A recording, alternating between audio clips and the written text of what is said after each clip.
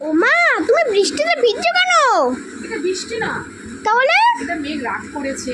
মেঘের চোখের জল, মেঘ কান্না করছে, তাই আমি একটু ভাবলাম মেঘের চোখের জল দিয়ে একটু স্নান করে নিই।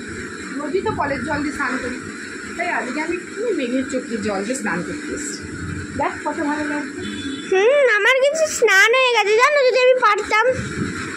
না না, তুমি স্নান করলে আবার সেটা খারাপ হয়ে যাবে। মেঘ আবার সবাইকে ভেজায়।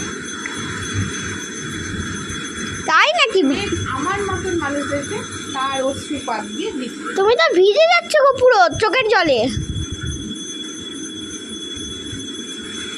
যার যার মনে দুঃখ আছে, মেঘ তাদের জন্য আজকে এসছে, যাতে তাদের চোখের জলটা লোকানোর জন্য। মেঘ নিজে এসছে তাদের চোখের জল লোকানোর জন্য, যাতে বৃষ্টির জলে আর চোখের জলে একাকার হয়ে যায়। বুঝেছো? কি সুন্দর লাগছে।